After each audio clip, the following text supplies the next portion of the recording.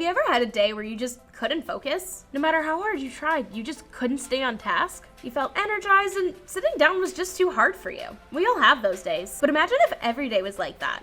For many people with ADHD, this is a reality. Attention Deficit Hyperactivity Disorder, or ADHD, is a disorder characterized by inattention, impulsive behaviors, and overactivity. However, as someone that personally has ADHD, I can tell you it has its blessings too. My name is Rachael Sullivan, and today on 300 Seconds of Science, I'm going to be talking all things ADHD. So before we go any further, let's talk about what ADHD actually is. ADHD is a neurodevelopmental disorder caused by a deficiency in the neurotransmitter norepinephrine. It's not totally clear what causes the disorder, however, there is a strong genetic link.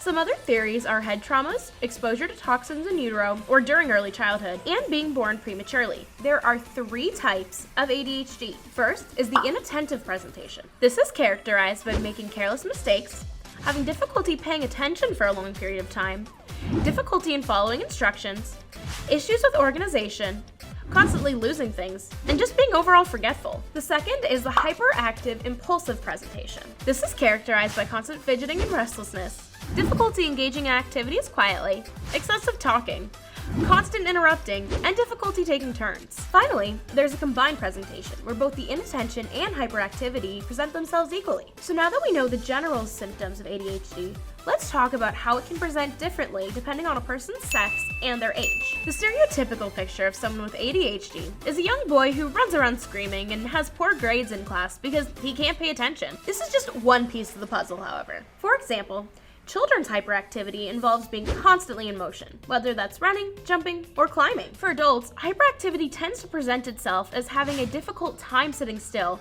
and becoming bored with tasks easily. Adults' impulsivity also tends to be more about their spending patterns and engaging in risky behaviors, such as reckless driving. In kids, impulsiveness manifests itself as blurting out answers and cutting in line. As for how ADHD presents in women, well, that's a different story. There hasn't been a lot of research into women specifically with ADHD, so there's still a lot of unknowns. However, what we do know is that women tend to have more mood dysregulation than men and are more likely to be chronically stressed and anxious. Once a person is found to be showing symptoms and they get diagnosed, they can begin treatment. Treatment involves therapy and medication. Therapy helps teach those with ADHD strategies on how to regulate their emotion, how to better pay attention, and other strategies to cope with issues ADHD brings about. In addition, medication helps correct the neurotransmitter imbalance in a few different ways. One way is through alpha agonists like clonidine and guanfacine. These medications are normally used to treat high blood pressure, but they also help manage ADHD symptoms through an unknown mechanism of action. The second way is through medications like the selective norepinephrine reuptake inhibitor atomoxetine. Like their name suggests, SNRIs delay the reabsorption of norepinephrine, allowing for more to circulate in the brain. Finally, stimulants like Ritalin and Adderall work by increasing the amount of norepinephrine and dopamine in the brain. Ritalin, or methylphenidate,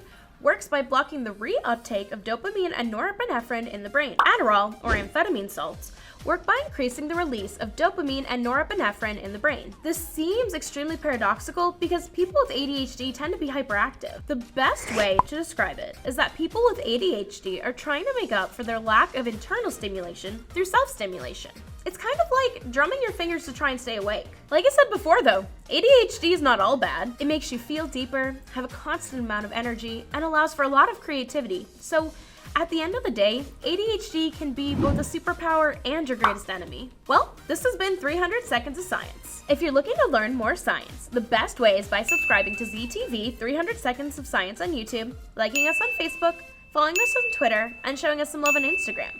Once again, this was Rachael Sullivan reminding you to go out, enjoy life, and stay curious.